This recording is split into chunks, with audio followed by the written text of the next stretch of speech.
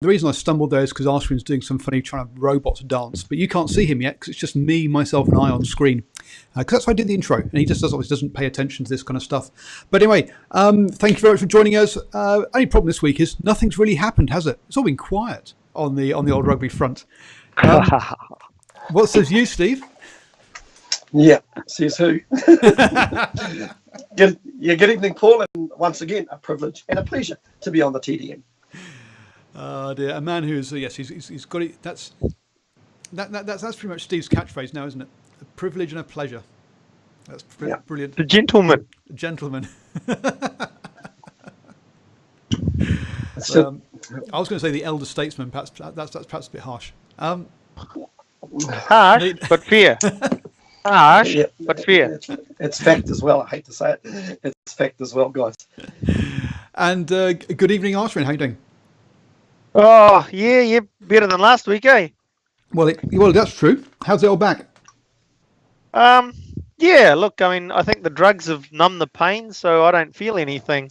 So that's working. So there you go. That's Ashwin's defence when we go to court for litigation. I was on drugs, Your Honour.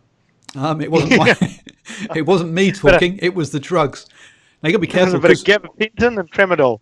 I had a networking coffee this morning, and one of the guys there was a drug tester. They're doing follicle testing now, so shave all over, boys, if you for safety. Get that Brazilian. Oh dearie me, we have so much to talk about, and here we are. Get rid of the show before we get in trouble. Get on with the show. Exactly. Let's start with the World League then, boys. Who wants to take us through what's been leaked? I guess I will then. I was going to say, why don't you take us through what the rumours and allegations and subterfuge is happening. Okay, so before we get into Simon's comment from the in the live chat, thank you for joining us, Simon. So what's been leaked? So it's also interesting where it's been leaked. Okay, so let's take note of that. So it was leaked initially by the New Zealand Herald. And basically, the leak was that we were going to have this World League that's is going to be 12 teams, which we'd heard before. But before we'd been told it was the top 12 teams. This time it was decided it was the 10. Oh, sorry, it was going to be the Six Nations teams plus the Rugby Championship teams plus the next two initially. That then changed to be plus Japan and the USA. And the way it would be structured was the Six Nations would play during the Six Nations window. They would then travel south and play 3 games against 3 different opposition teams down south. And then the Rugby Championship would happen, which would include Japan and the USA. And then the Rugby Championship teams would travel to the Six Nation teams in November, play the other teams they hadn't played, and then you'd have a semi-final and final after that. So a lengthening of the international window in November by 2 weeks. And then the big news that got everybody upset and in a big furore, and that have been carrying, it's basically carried on forever, is this idea that it would be ring fenced for 12 years, and that and also it was going to be biannual competition. So it would basically probably it would be running in sort of 2020, 2022, 2024, so every even year, to avoid the Lions and to avoid the Rugby World Cup. Christopher Edwards just points out that the USA has just dropped to 15th recently because they lost last weekend to Uruguay. So that was basically the rumour, and everyone threw their hands up in the air and had a big complaint about the fact that we were going to kill off rugby in the Pacific Islands, and also Georgia and also everywhere else as well. So, boys, are you? Let's stop there. And we'll do a few more rumours after that. But that's the initial piece. And what was your initial take, Stephen? My initial take is, when we're talking about in a time where we're talking about player welfare, putting the seasons and trying to get them in the right order, so our professional rugby players are not playing as much more rugby, shall I say, smashing themselves up. What do? We put out there another competition. Maybe it's obviously going to take over from the championship rugby, or the whatever what do we call it, the championship. but it just bugs me big time. I almost get the sense more is not good sometimes. Less sometimes can be good. You get less. Well, to be fair, this isn't actually going to be any more games for New Zealand. So because New Zealand normally would play 6 games in the Rugby Championship, now they'd play 5 instead, so it'd be 1 less. They'd play the other 3 in July, 3 in November, so they'd end up playing basically 11 tests, plus maybe 2 for the semi-finals and finals, taking them up to 13. Now, they normally play 14 tests anyway, so you'd expect New Zealand to add in an extra Bledisloe Cup game with Australia, so they have home and away. So you get up to 14 games, which is what New Zealand plays now anyway. So from a New Zealand point of view, and from a Rugby Championship point of view, it's not that it's pretty much the same number of games. Maybe it's a couple extra for Argentina, but from a Northern Hemisphere point of view, where they play normally 11 tests in a year, this would take them up to 11 plus 2 if you make the playoffs. Would take them up to 13. So it would be longer for the Six Nations teams, but for the Rugby Championship teams, it's actually the same amount of rugby as they already play now. Would it affect Super Rugby? No. Because they brilliant then. It's brilliant. Absolutely outstanding. No, in all seriousness, I'm just, to be honest, I'm not so sure at this stage. There's also the Pacific Island question as well, that there's no Pacific Island teams involved, and they've come out pretty strongly as well, even to the point where some of them are talking about boycotting the World Cup, which would be a really big call. I'd believe it when I see it. I just don't know if they're really that powerful enough on a world stage to do anything about it.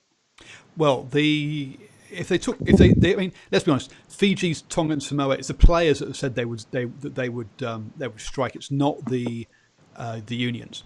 So the unions would be able to put out some sort of side. Now, whether it would be competitive or even professional is a different ballgame. But a team would turn up. It would just get absolutely humped in every single game. So this is a. But the player welfare point of view, I think, has got 2 parts to it. 3 parts. Sorry. One is when the Six Nations teams travel down to the Rugby Championship teams. There's a big difference between playing England, Wales, and Scotland in 3 weekends, and playing Argentina, South Africa, and the USA, and I'm trying to assume here they'd be sensible, or Japan, Australia, and New Zealand, just in terms of travel. So for the Six Nations players, the player welfare issue there.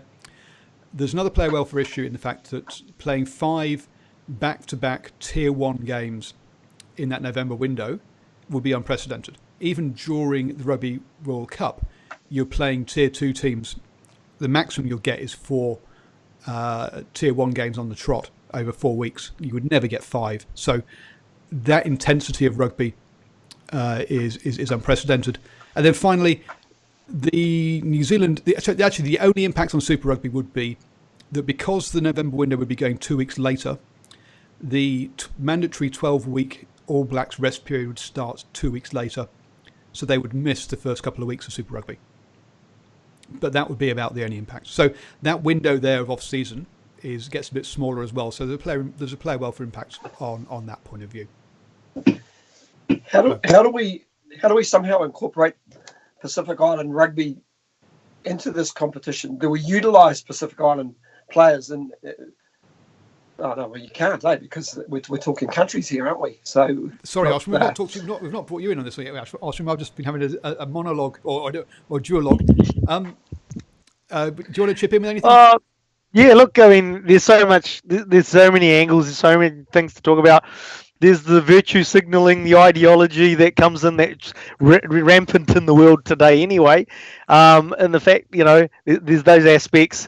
In terms of the travel, what you just mentioned, the reality is when you actually added up all the travel that all the teams would do, that actually end up being pretty much the same. You'd probably still find that you'd probably look at All Blacks in Australia, the Wallabies would probably end up doing the most amount of travel, because while the Northern Hemisphere teams come down here and have to travel around to go play US, All Blacks, Australia, South Africa, you got to remember that all those teams, once those Northern Hemisphere teams are gone, they have to travel around and pay each other along those distances as well.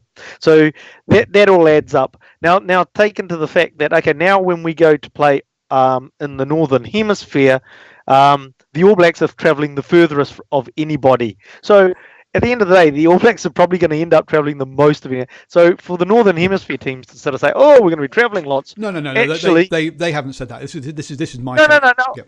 No, absolutely. But this is like, it would end up being, I think, not to do, all the teams would actually end up travelling about the same. I mean, in terms of air miles, they just get lots of air points to spend or to share out amongst their family. So they're going to get that. In terms of the virtue signalling, it's just like, everybody, we've got to have the Samoans and we've got to have the Tongans and we've got to have the Fiji. We've got to look after the South Pacific neighbours. No, you need to look after your own house first. What's the point in looking after somebody else if yours is falling apart? And that's what's going to happen to the All Blacks rugby. So I can understand they might throw the South Pacific neighbours under the bus, because at the end of the day, in 5 years' time, if they haven't looked after themselves and they're falling apart, where's the money coming from? They've got nothing to look after. So, we have to be careful about the fact is that, we've got to look after. I'm not saying that, but when we look at, the New Zealand Rugby Union's just thinking of themselves, of course they're thinking of themselves. They're supposed to think of themselves. They're supposed to make sure that the All Blacks don't slip. Now, in the process of doing that, if they're able to assist South Pacific Rugby, that's all fine. But the number one objective for the NZRFU is to make sure that the All Blacks are still there in 10 years' time. And I totally agree with you, Ashwin. I totally agree with you. I actually really only threw it out there just to be a little bit different. People kind of forget there's a lot of Pacific Island kids that play in the New Zealand structure that get basically, pretty cheap tutorage coming through secondary schools rugby, coming through age group level rugby. They get to a certain level and they can make their own mind up whether A, they want to either represent the All Blacks, B, represent their own country, or C, become a professional footballer overseas. So for I understand that the individual unions their job is to look after themselves. I get that.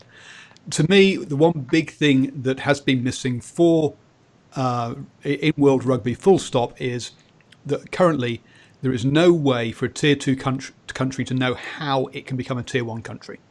Okay? Doesn't matter how well they play, how many teams they beat, there is no set way that they can get there. So for my mind, whatever structure comes out next, now, and I understand the individual union it isn't their priority, but from a World Rugby priority, and unfortunately World Rugby is just a group of individual unions, what we really need is someone to say, look, whatever structure it is, there has to be a pathway so that a Tier 2 country knows how it can become a Tier 1 country if it is successful enough. And what that shows, Paul, is the fact is that the governance structure of World Rugby needs to change, because the seats allocated to unions, etc., is the problem. That I don't believe it's just a single seat for certain member countries. Some countries get more than one vote, that sort of thing. I could be wrong on that, but no, you're right. Countries can get up to 3 votes. Yeah, exactly. And that's what's wrong. Effectively, the governance structure has to change. So effectively, it's level across the playing fields and each country gets one vote. That's where World Rugby is today. The time when... To be fair to World Rugby, it has... and sorry, we will get to... We've got lots and lots of comments popping through. So I will stop and read the comments and read them out in a second. But to be fair to World, so we've already headed off on a tangent. I thought we'd get through this one quite quickly, but maybe not. So World Rugby governance structure. The current structure basically gives you is for the very first time, has opened up to outside the traditional or what's considered the founding nations, i.e. the Tier 1 countries. So it has expanded out beyond that now. And if you make it to the Rugby World Cup and you have your accounts in order, you can get yourself a seat. Now, being in the Rugby Championship or the Six Nations Championship gets you an extra seat. And I think there's also a way of getting an extra seat as well. So I think someone like the USA that comes in now, or Fiji that come in now, because I think Fiji have got themselves a seat. which I'm amazed at because I'm not sure their governance is that great. But hey, it obviously has improved. I think I've read this week that their finances are up to order in order now. Yeah, they've actually been audited. I think I read something. Whoa, which is fantastic. Yeah. Yeah, big move. So the reward for that is you get your seat on the council. Now they still only get one seat, whereas England will have 3, so will New Zealand. But at least they've got a say now, which is a step in the right direction.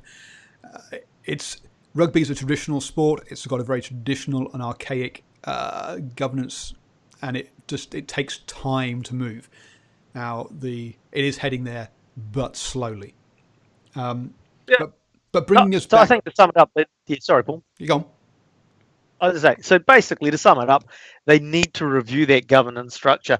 If they review the governance structure, they wouldn't have ended up with a ill-advised announcement, which came by the way of a leak, coming out, which really, everybody sort of sees, that's not really fair on certain nations. Or the fact is that the issue, I think, although what I stated about New Zealand rugby looking after their own backyard, is the fact is that there's no room for global expansion really, or teams to grow, or tier 2 teams to come up. So if they had the governance structure right in the first place, I don't believe an announcement like this would have come out of World Rugby headquarters. So what I think has happened here is that they've gone in with a proposal which initially had promotion and relegation, and that's the proposal that World Rugby wanted to go with. And then one or two unions, and we will name names in a second, rumoured to be Italy and Scotland. But then there was a counter rumour saying it wasn't Scotland. They're not organised enough to be able to actually oppose an issue. So, okay, fine.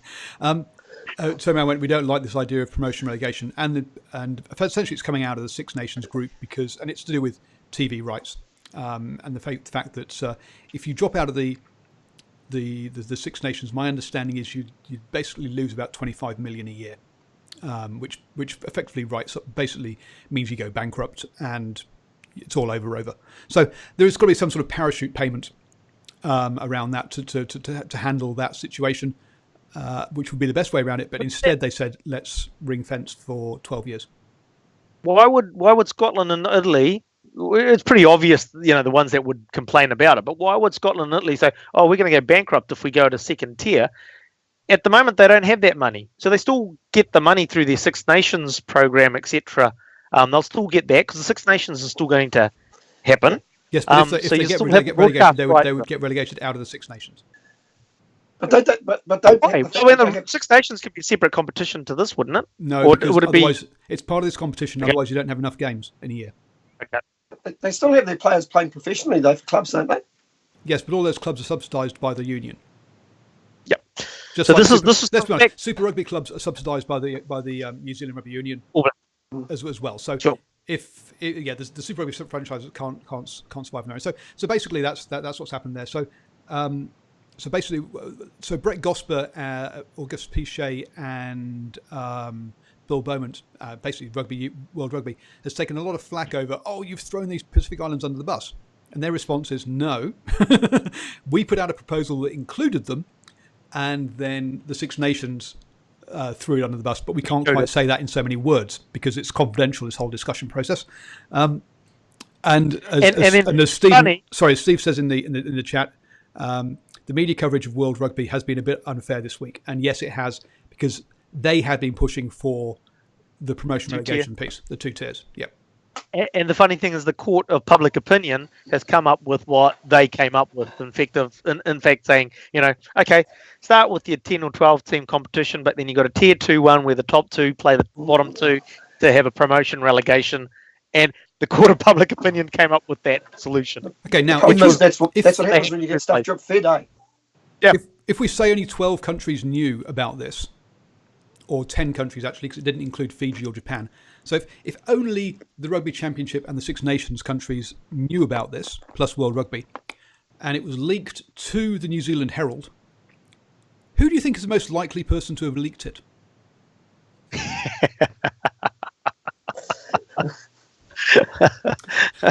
Well done, Steve. Yeah. So basically, the guys with the cabinet, it's full. So basically, what's happened here is that that New Zealand rugby is, and this is my guess. This isn't fact. This is just my rumor that I'll put out there. Is that essentially what New Zealand rugby has seen the way this discussions are going, doesn't like it, disagrees with it, leaks it to the Herald to get the public opinion to basically sort it out for them. And then they get it in the neck for ditching their Pacific Island neighbours. It's like, no. We've deliberately brought things to the open to protect them because we don't like this idea. So that's essentially what's happened. Is that New Zealand rugby is where my money would be on if I had to guess who had leaked this, and hence now. And I think just in a roundabout way. It comes back to what I said right at the start. So it really comes back to the governance structure at World Rugby, where you could have a concept and an idea that a boardroom effectively comes up with that says this is the way that World Rugby needs to head. This is because we've got to bring in more dollars to grow the sport, and so the boardroom comes up with it, and then the voting nations that have the power come in and say, "Oh, you know." So that means that is what's happened. They came up with a solution. Yeah, that's what I'm saying. The Six Nations they walked in and went, "Oh, you know, we don't want relegation." Yeah. And that's what I'm saying. And that's what I'm saying is the governance structure is set up now wrong because of the scale of rugby and what it is today. And the fact is that those Six Nations shouldn't have that power. They should just be having the same voting rights or the same level of influence that anybody else that has, obviously we've talked about. Then we end up with a committee of 120 different countries, and that doesn't work either. It does have to be down to a small number. So, I'm not saying what the governance structure has to be right, but the one that we've got now is not right. That is definitely not right because you've got the power, and we've known this, right? We've been dictated to by the Northern Hemisphere for a long time. In terms of the way rugby, the Northern Hemisphere says they're dictated to by New Zealand rugby. So both sides point the finger at the others. We wouldn't have a World Cup. Hang on. We wouldn't have a World Cup today if New Zealand rugby had have just basically marched through what the Northern Hemisphere teams were saying about a World Cup. Because in '87 they didn't want to have one, and in fact hesitant to come and participate in one. Even well, the Northern Hemisphere was. Yeah. Oh yeah. No, I know. And hence the Northern Hemisphere would say that these southern countries dictated to them that we had to have a World Cup. It's been driven by New Zealand and Australia. And if you wouldn't have rugby to go where it is today if we didn't have the World Cup. No, I agree. So and then you look at also during that, now that you do have the World Cup, look at the number of World Cups that have been held in European countries in the Northern Hemisphere. And that again, that's all around the voting numbers, around the governance structure. Hang on. So the whole reason that France in 2023 has got it next time is not because of European voting, but because of actually Tier 2 voting, because France promised to raise more money than anyone else, and the Tier 2 nations were like, that means money for us, so we're going to vote for it. So it wasn't actually European votes that got France that one, to be fair. Sure, going forward, that's changing, but go back into history, and that's why so many have been up in the Northern Hemisphere, as opposed to talks. We've had talks in the past about let's have one in America, let's have one in Japan, etc. South Africa hasn't had one since '95. So you sort of it hasn't really been shared around a hell of a lot. I'll tell you what, guys, just something just made me think when we talk about governance, especially governance in and around the Pacific Island game. If you look at the way the game's been governed in Samoa, especially by the Prime Minister, who also happens to be the president of the Samoan Rugby Union, I think we all know it's a well-known fact that he's pretty much single-handedly run the game into the ground. And you look at Tonga, very, very similar. I can recall speaking to Willie Lose, who played in the '95 Rugby World Cup, and they found when they got to South Africa, only half the kit arrived in South Africa for the RWC, and the rest of it pretty much went into a disappearing act. And we all know some of the circumstances in and around their governance. So, I think that Pacific Island Rugby also has to look at themselves as well. I'm sure if their governance was a little bit more stronger, a little bit more accurate, I think it would be a little bit more helpful when these sort of decisions are being made. Yeah, and to be fair to me, it has improved. Hence, that's why they're starting to get their place on the board. I just want to go quick. I just want to go through and bring up some of the comments now that we've had because it has been kicking off. So Alex goes, it should be a straight round robin. Leave the finals rugby for the Rugby World Cup to differentiate it. Yep, totally agree. Also having some good countries, way, it'll cut down a couple of games. Yeah, it would cut down those extra bits and would be good. Which is, I think, it's don't like the king. Yeah, don't like the fact that player welfare and exclusion of the Pacific.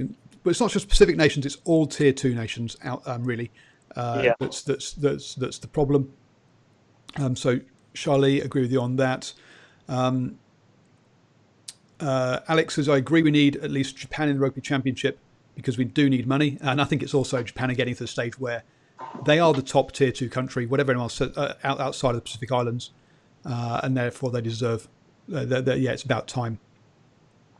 Do we want to see? Sorry, just on that. Sorry, can we call Fiji a Tier 2 nation? Yes, they're ninth, aren't they? They're yes. ninth on the ladder. But the definition of Tier 1 is being in the Six Nations or the Rugby Championship. So even though Italy's down in 14th or something, it's still a Tier 1 country. Do we want to see the USA and Japan getting thrashed week in, week out? Well, look, unless they get the games, they're never going to improve. So, yes, initially they will do, but that's what whoever those two are, we do need to bring people in. Sorry, I got corrected. Yes, England could play 5 Tier 2-1 nations if they do make the final. Because their final 2 group stages are against Argentina and France. So, they could have to do 5 and you're right. You are correct. Will this kill off the Rugby World Cup? No, I think we'll always keep that because it is a festival where it all happens in one go. Well, the other thing is like, it is a biannual event, not an annual event. So there's space there. I know there's obviously in the chat room, Charlie saying, and as well as there's been comments during the week about the Lions tours being killed off. But one of the reasons why it's biannual, so they can fit in a World Cup, they can fit in a Lions tour. Yep.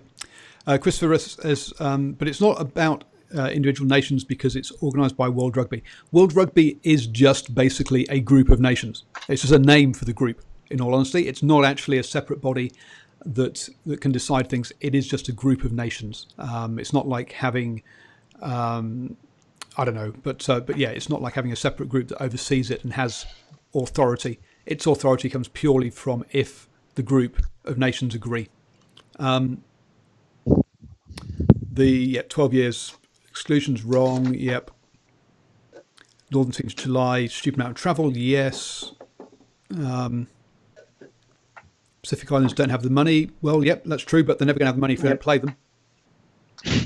To be honest, just on the money front. So the number I heard, and it's all rumours, and it's all obviously it's not signed off or anything. Yep. Unsubstantiated. Yep. So I had $10 million for the All Blacks. Between 10 and 14, right? Yes. 10 and 14. It's not a huge amount to my mind anyway, it's not.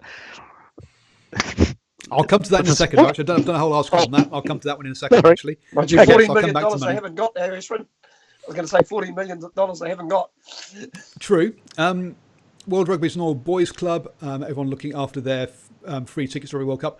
No, I think that's a bit unfair. I think it's all about money for playing players rather than that side of things.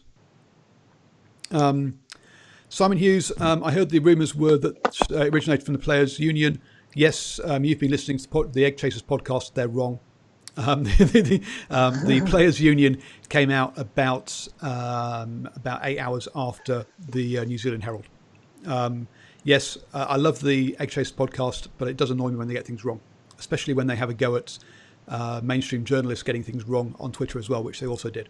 But there you go. It's only being used as a negotiation chip. No, this is something they actually do want to happen. They do have numbers. It is so many rumours. You're right, Alex. It is just a bit of a mess at the moment. The 85% of the world rugby comes from the UK, Ireland, France, and Italy. Yes, but all the World Rugby money comes from the Rugby World Cup, or 90% of it comes from Rugby World Cup. So yes, that's where it comes from, and that's how it. So the 85% that Christopher's talking about would be the revenue that's generated by those unions themselves for themselves. Yep. Yep. So yeah. Okay, so let's talk about money then, shall we? So let's talk about money. Money. So I've written an article about this in the Runner Sports, and it's got enough traction that balls.ie, which is an Irish sports website, got in touch with me this morning at 6 a.m. in the morning, saying, hey, can you do a show with us, please? So at 8 o'clock this morning, I did a show with them talking about this. So look out for that when it comes out from balls.ie. I had a chat with them about it. And yes, 10 to 14 million basically is the same as the salary cap of one Gallagher Premiership team. The problem with that is there are 12 Gallagher Premiership teams, and there are another 14 French teams with a bigger budget, and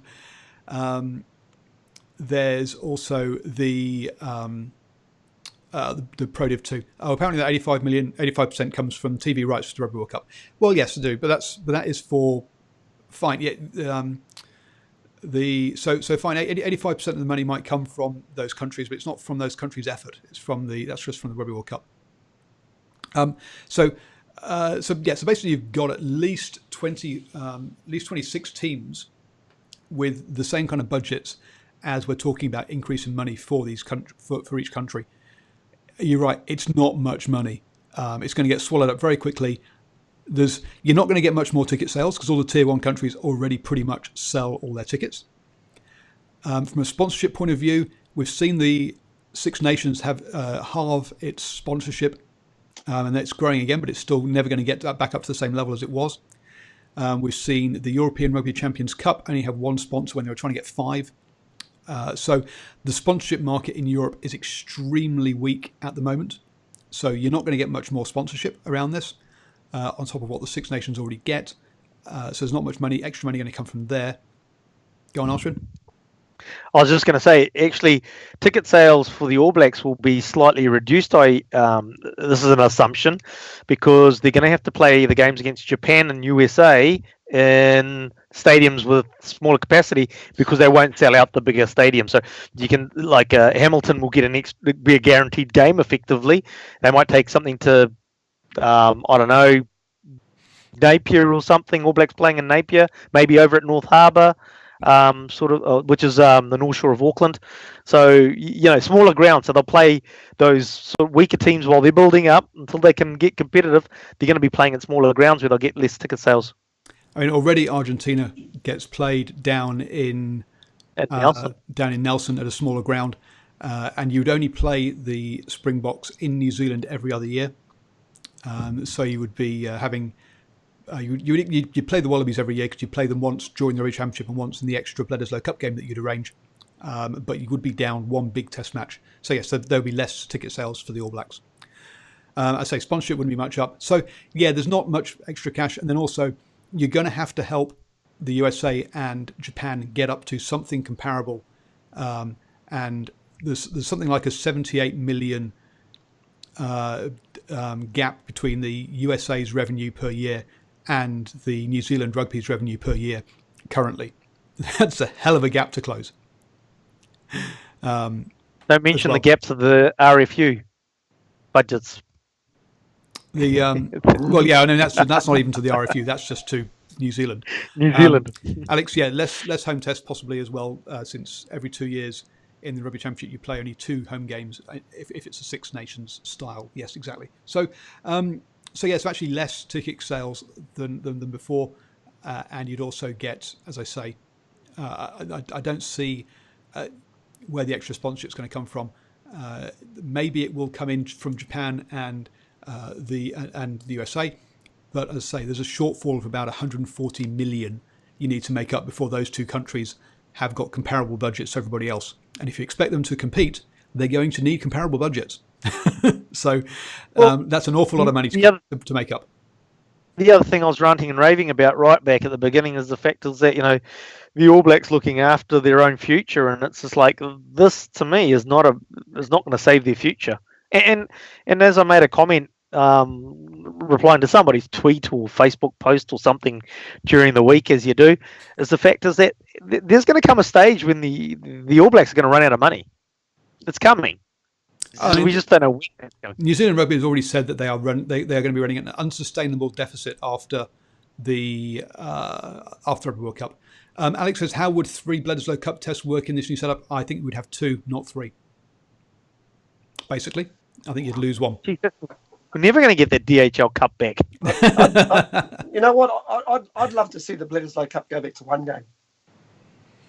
You reckon? Yeah, I really do. I don't know. I'll tell you the truth. I suppose we just it's all become such a blur with so much rugby. I don't know. Yeah, you know, it's pretty well. You've got to say it's been pretty well stacked towards the holder. I mean, so we could probably leave that one for another night, like an All Blacks edition or something like that. But I just sort of wonder it would create so much more interest. Just a one-off game a year. Whoever wins it holds it. Yep. When it takes all. So, Christopher, does this mean the USA and Japan would join the Rugby Championship? Yes, that was a proposal, but in reality, I think it's going to be Fiji and Japan because they're the top 2 tier 2 nations. If this goes ahead, Alex, do we just play Australia in 1 test every year for the Bledisloe? That would be what would be within the structures. I would expect, just like now, that Australia and New Zealand play an extra Bledisloe Cup game. I would expect Australia and New Zealand to fit in an extra Bledisloe Cup game to make it up to 2, is what I would expect. So that's I think we've probably covered that in as much detail. I think there's probably about 3 or 4 or 4 or 5 different options on the table still, and they're going to decide which one they take. I think what we've seen is just one of multiple options that is out there. But it's the worst case scenario, and it's the one that they wanted to get a lot of public outcry to make sure it didn't happen. And I suppose to summarise what we're sort of like, well, from my point of view, I mean, summarising the fact that I think it's a 2-tier it needs to be a 2-tier competition, so that the more teams have an opportunity to partake in the competition and grow. The key part being grow, and I suppose the other thing is that, the dollars just aren't there. That's not a good fiscal model for a competition. If that's all you're getting out of it, the risk isn't worth the reward. Okay, boys, reputation time on the line.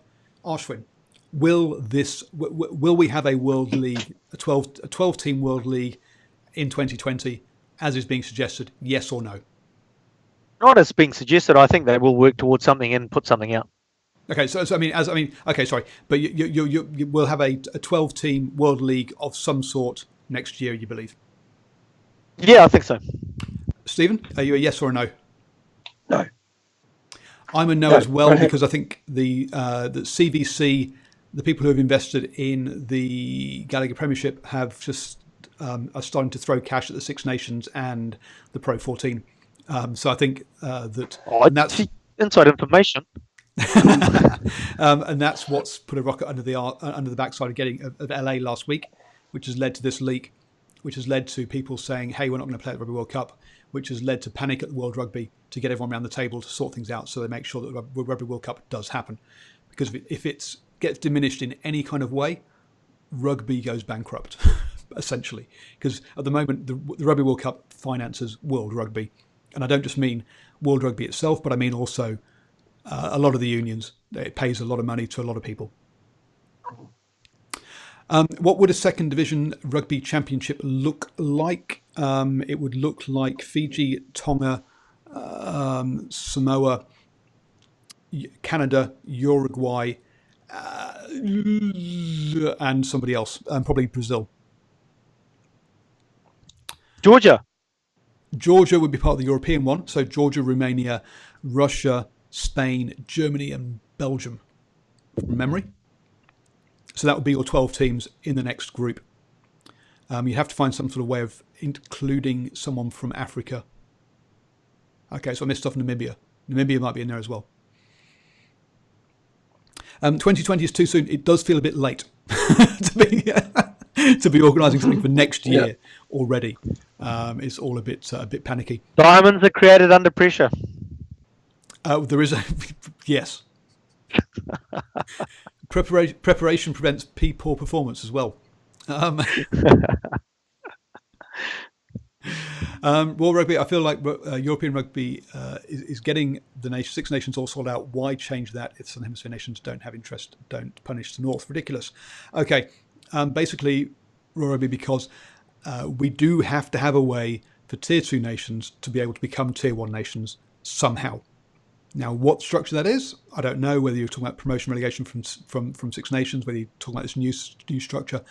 There has to be some way that they can aspire to be better, just like if you're talking about England, just like Cornish Pirates need to have promotion and relegation into and out of the Gallagher Premiership so that they can aspire and build Stadium Cornwall and go forward.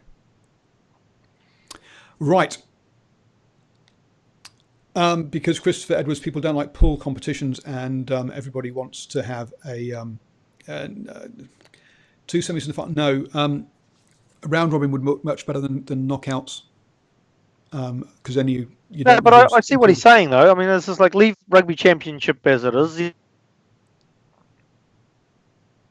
Oh, we've lost Ashwin. We have lost Ashwin. I'm still there. So actually, here's sorry, Stephen. Go on. I finished the sentence, but I don't know what he was going to say. Another one that has been suggested to me is actually that we have, and I think they were going up to 20, but basically you have pools of 4 teams playing in the July window that you then produce first, second, third, fourth, and then those teams all that finished first in the November window, you have playoffs to decide who actually overall winner. But that order sounds very chaotic to me. Oh, absolutely. So Ashwin looks quite interesting as a still person, like a wax dummy. Oh, he's back again now. Oh, hush! No. Can you hear me? We can. Now, I want to leave that behind because I do want to talk some Super Rugby before we finish. Ashwin, you shot us a thing about rookie of the week. Is there something where you would want to talk about rookies? Yeah, why not? If I can get everything started running slow for me. Well, must be my new wireless broadband from Spark. Thanks, Spark. Really, is it that, or is it just you're getting old and you just run slow anyway? I run slow. All right, come on. Talk right, yeah, rookie. Yeah, no, it's sort of like obviously it's New Zealand players, so apologies for those people that are from not from New Zealand. But one of the players, I mean, like I know Steve and I have been talking about Dalton Papali'i, and I've said his name wrong, I know. But, you know, one guy that's really impressed me, and it came up through this rookies article in Stuff, I think it might have been, is old Duplessis Karifi, who's playing for the Hurricanes. And just even in the games where they've struggled, he's like he came on in the game in Australia in the second half. He looks dynamite. He's all over the paddock. He's getting turnovers. Had a fantastic battle with the world's best pulferer. Well, you know, arguably the world's best pulferer in David Pocock. So, and he sort of, you could say, he beat him to the punch. So, you know, I sort of thought, you know, someone that's I'll be keeping an eye on going forward even more. Definitely tidy. Yeah. And then the one of the others was one of Steve and my favourite players is Tom Robinson. He's sort of like been noticed out there as putting in a big effort in all the 3 games for the Blues, even though they haven't come out on the right side of the ledger. Yeah, lot of energy. I suppose the only, and I don't know if it's a criticism. It's hard to criticise somebody who's got so much energy. There are times he's a little bit headless chook. Like I thought something that in the Blues game that he probably did just seem to get in front of the ball carrier where he was supposed to be the cleaner. But listen, that's really a technical aspect that can be picked up. And no, it's just great to see. There's a whole lot of good young guys out there who are putting their hand up at the minute. Yeah, I guess. Except, I guess one of the points I'd make is that Frizzell looked a bit similar in his first couple of All Blacks games. He was over trying and overly doing things, and maybe that's part of it. Is he's still settling in to the role on that side of things. Yeah, well, I'll tell you what. I suppose the best place, which is Super Rugby, I suppose the best place to start is last Friday night. It's really the impressive performance of New Zealand Hurricanes over the Brumbies, 43-13. Listen, I thought. Well, I think Arsenal still wants to talk about Josh Safoa Scott, don't you? Oh, well, actually, I've talked about this. I mean, I was going to say with Josh. Now making. Thanks for stuffing up the name in my head, Paul. I had it. But we'll just call him Josh. Josefa Scott. That's it. Joshua Scott. I'll be honest with you. Apart from coming on against the Rebels and looking pretty good in that last 23 minutes, making a couple of errors, I thought, but I didn't think he'd be standing out that much. But he's also got a mention in the top 3 rookies for the week, out of the New Zealand teams, obviously. Yeah, I'm a bit surprised that they haven't included Perry Parkinson. Yeah, I thought he didn't have his best game this weekend against Rebels. Maybe that's why. I thought he was. You look at the first 2 games that they played, he really did stand out. But I think against the Rebels, he was a little bit missing at times. Alex says the Jaguares' first 5. So Jacquin Diz Bonilla. Sorry if I've. Well, no. Let's be honest. I have butchered that. I'm very sorry. But he's 29, which is probably explains why he looks so composed and why he is playing so well at the Jaguares. He's an old head who seems to have played a bit. So whilst we might not know him, he's been around for a while now, playing for Hindu apparently, wherever that club is. Yeah, actually that's quite a famous club. That Hindu club, they actually toured New Zealand a couple of seasons ago. In fact, I went and saw them play Waitemata at Waitemata Park. I think it was might have been early last year. They played in a pre-season game. They had a New Zealand tour. They played about 3 games in New Zealand, about 2 or 3 games in Australia, and they looked a very, very good side. And they looked the sort of side that would have. If it got down to top 4 in the Auckland Club Championship, they would have been there at the pointy end. That's how good they were. So their logo is an elephant, apparently. So I have no idea how they've come about with that, but there you go. Interesting. The boot on that first 5 is massive too. You saw the difference between when they're on the defensive line, or and inside their 22, and the kick that he would put in versus the kick when the fullback kicked it, and the meters that was gained by him were massive. Got him out of trouble heaps. Another person I want to talk about purely because I've met him and talked to him before is the Hurricanes second row, Liam Mitchell. Again, yes. Someone that I think that played for Manawatu is their line-out caller. Hence, I did an interview with him about line-out calling, so you can go back and check that video out if you like. I think he stepped up pretty well. Only something like 3 years ago, he was actually stood in the stands with a bucket on his head, swearing at the players, telling them how bad they were. It's great. It's great to have someone who was a real die-hard Turbos fan is actually living and playing, going sort of doing his dream and playing for it. So yeah, Liam Mitchell's another guy I would like to mention as well. We're having an argument in there as to whether Brett Enor is a newbie or not a newbie. Either way, he's got some wheels. He's got wheels. That's the thing with he's got a few. He's got other things, assets outside of wheels, but the biggest asset that he's got is he's actually quick. And I think a lot of players, opposition, underestimate him. And before they blink, and he's gone. So before we have your summary of the round, when is the last time 3 New Zealand franchises have lost in the same weekend? Wouldn't have been last year because there weren't too many Australian sides that were beating New Zealand sides. So I am picking 2016, Paul. Ashwin, have you looked at the link or not? No, I haven't actually. Okay, go on then. How far back are you going to go? I'll go 15 then. Since Paul's gone, Steve's gone 16. I'll go 15. Round 9, 2013. Holy crap, Marie! Whoa! Oh, it's all over for New Zealand rugby. Now, the last time 4 teams lost was round 11, 2009, and 5 losses, round 12, year 2000. So there you go. That's why you're the facilitator and the driver of the driving maul. You're going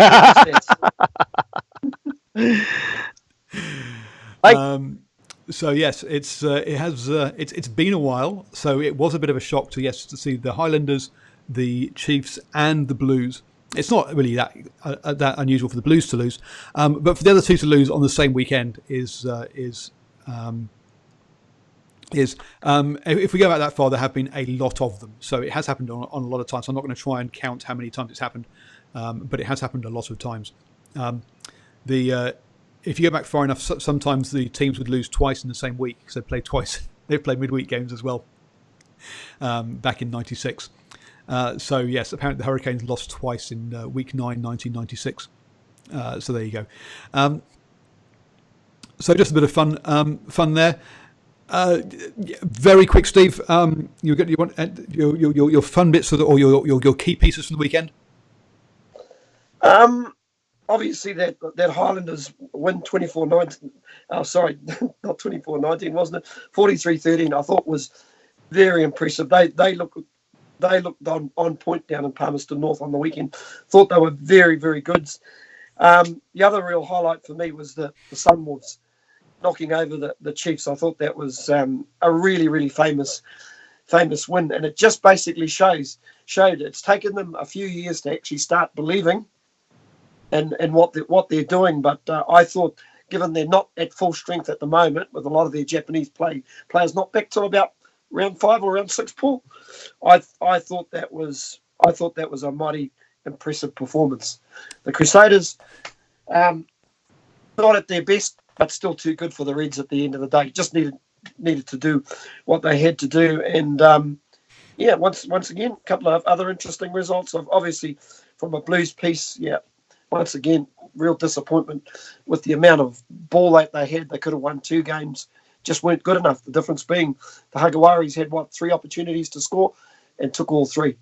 And got to give them their dues. They defended brilliantly as well. And Andre, yes, the number of the 2 away wins in South Africa really put the kibosh on any picks that anyone was making. Having 2 away wins in South Africa was definitely poor. That South African conference, particularly the South African teams in the South African conference, they're just all over the place.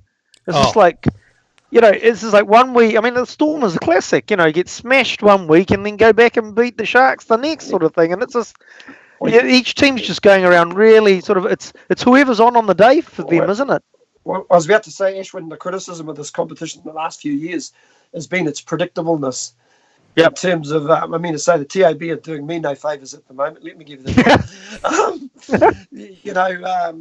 It's $3 I'm never going to see again. Thanks, Chiefs. Just incredible competition at the moment. It really is. It's all over the place. I told you your halftime bet was throwing money away at the time. Yes, you did, and I didn't heed your advice. We'll come on to games we're looking forward to in a second. So, boys, Simon's asked us about the potential merger of the Ospreys and the Scarlets. Are you guys? How's your Welsh rugby knowledge currently? It's funnily enough, I actually read about that story, and when I saw it, my first reaction was, "Wow, those are 2 pretty big clubs." It just sounds a little bit crazy for me because I know they've sort of downscaled a lot of the clubs. Who's the other club that's involved in that Celtic competition? Is it the Newport Dragons? Well, they've dropped the name Newport, but yes, the Dragons, and then you also got the Blues in Cardiff. The Blues as well. So there's just really the four teams. It's not like the good old days when you had sort of oh God, help me out here. Some of the other Neath, clubs, Llanelli, Bridgend, Neath, Bridgend, clubs like that. I would imagine those clubs are still around, Paul, but maybe on a smaller scale. Yeah, that's they a lot of those now they play now in the Premiership, which is I think has now gone amateur. It was sort of part time. I think this season is the first time it's gone amateur. This idea is of. Well, I was just going to say with the Osprey Scarlets things, it's an interesting one because it's like, as I said, I did read a few articles about it this week, and it's just like, from what I can understand, it's just like, people commenting about actually two teams that are performing really well are merging, while teams that aren't merging. But it's a hard one, isn't it? Because it's like, at the time the decision was made, how was the team performing then? Or how was the club working then? How are the finances in the background? And so you might have the team performing on the field, but actually the clubs are struggling money-wise and behind the scenes. So it's such a tough one, when those sorts of things happen. So Andre asks, what's the reasoning for the merger? So the reasoning basically is that all of the teams are effectively are in the M4 corridor. Motorway. The motorway, sorry, which is in South Wales, effectively. And what the Welsh Rugby Union want to do is have a team in North Wales called RGC, and make that a professional team and bring that into the league. So basically try and cover more or all of Wales with their teams. Now, the Scarlets and Ospreys are both, in all honesty, within a cricket's throw of each other. I mean, they're like 10 miles, 15 miles apart. I mean, they are very, very close. But then again, so are Cardiff and so are Blues and the Dragons. So it's Cardiff and Newport. That's only 15 miles apart as well. So so to me, it seems crazy to take those to try and merge the two better teams that they've had and leave the two worst teams. To me, from a playing point of view, from a historically previous financial point of view, the Dragons are clearly the ones that should go. The problem is, Ospreys play in, if I get this, well, hopefully I've got it the right way around, Ospreys basically play in a council-owned stadium, and they share it with the football team. Llanelli Scarlets, Scarlets in Llanelli, and again, sorry for butchering that words, any words that aren't sort of Paul and very easy to say, I just can't do, have their own have a rugby ground. Cardiff own their ground, and the big point is that the Dragons own their ground in Newport, and apparently there is room at one end to build a hotel. And essentially, what this comes down to is long-term finances and the ability to build a hotel as part of the Newport ground, and that's why. And also, the Welsh Rugby Union owns Newport Gwent Dragons, whereas they don't own the Scarlets and the Ospreys, or Cardiff, or Blues, and so hence that's why they want to keep the Dragons, is that basically they can build a hotel and make some money, which is not a great way of doing it from a rugby standpoint. I wouldn't personally. So I think Welsh Rugby got it wrong, and that they should get rid of the Dragons. But there you go. They've got a dragon on their flag, though. True, but the Dragons are awful. So Simon, sorry that was rushed through, but we've run out of time, and I think that basically sums up my opinion of it. Anything else from you guys on that one? No. So, what game are you looking forward to this weekend? Steve, you want to go? Oh, game in the singular. I've got a real soft spot for the. I know we're covering the Chiefs Crusaders game on Saturday, Paul, which you'll probably mention, but I'm looking forward to the Sunwolves Blues game because I think there's going to be a few points to prove for a lot of those players, those ex-Blues players that are part of the Sunwolves, and basically, in the case of the Blues, you just got to win, guys. It's as simple as that. Early season, it's already got to that. For me, I mean, it's interesting because the interesting part is, I know I'll group them together because I'm only supposed to pick one game, but those teams in South Africa, what's going to happen there this weekend? Who knows, right? Because of the way that they're just beating each other. It's fantastic, I think. It's great. But then also, the Australian rugby's sort of with the Rebels sort of really building, and it's just a curiosity to see whether they actually carry on or whether it's just a flash in the pan from early in the season. So Rebels, Brumbies, yeah. So there's actually it's interesting. It's hard to pick a game because there's lots of interest and there's different dynamics and lots of different games over the weekend. And you've not even mentioned Scotland, Wales either in the Six Nations. Oh look, you had it as a different one there, and it's just like the Six Nations with, Scotland, Wales, and then, geez, that sort of brings it up to a Grand Slam for the last round, doesn't it? I don't mean Grand Slam, but a Grand Slam as well in two senses for the competition. And England could end up winning the thing from bonus points, and not winning all their games, although that can't happen, I know. Two very nice Australian derbies. My problem with this, though, is the Brumbies and Rebels have already played each other in round one. We're only in round 4, and they're playing again. The Rebels have only played 2 games, and the third game is going to be against one of the teams they've already played, which looks great. But that's the interesting thing, because then it's just like, okay, was that just a flash in the pan when they beat the Brumbies the first time round, or are they a real deal and they'll do it again? And we've got, again, the Lions and Jaguares, again, that was a first round game. They're playing each other again, so it's interesting. So yes, not so. Yeah, obviously for Steve and I are going to be in the Zone Sports Bar in Sky City, Hamilton. So do come down and watch Crusaders versus Chiefs if you're in Hamilton, please. Come have a beer with us and watch that game. We'll be live. We'll basically be doing a pre-game show, halftime show, and then a post-game reaction.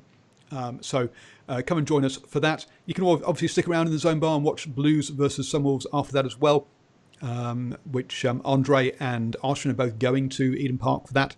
So you can always... QBE. Sorry, you're not going to Eden Park, going to QBE. Yes, that's right. Going to Albany. Albany, on the Auckland's lovely North Shore. Yep. And thank you to the Blues who gave us 6 tickets. We've given those to White Matter Rugby Club to give to their kids, so they'll enjoy that. But that Hurricanes Highlanders, that one, I'll be live straight after that game with post-match reaction, as well as Crusaders Chiefs and Blues Sunwolves, all on YouTube. We're going to stream live from the Zone Bar for Crusaders versus Chiefs. So do join us for all of those. And I'll also be doing Scotland, Wales, and Ireland, France on the Monday morning at 4 a.m. Yay, go! That'll be fun. So lots of rugby this weekend. Enjoy it all. For me, Crusaders Chiefs. I just wish the Chiefs were a bit better. They're just going to lose, aren't they? Oh dear. So don't forget all the normal stuff. Subscribe up there. Down there's my link to Patreon. Please go and become a Patreon member so I get to eat. It's as little as $1 a month, and then you get access to exclusive content as well as supporting me, helping to produce this free content for you. Over there are 2 videos that the YouTube artificial intelligence says you'll absolutely adore. So click on those as well. Thank you so much. If you're on the podcast, you can go to Anchor and leave me a voice message, and maybe we'll include it in a show.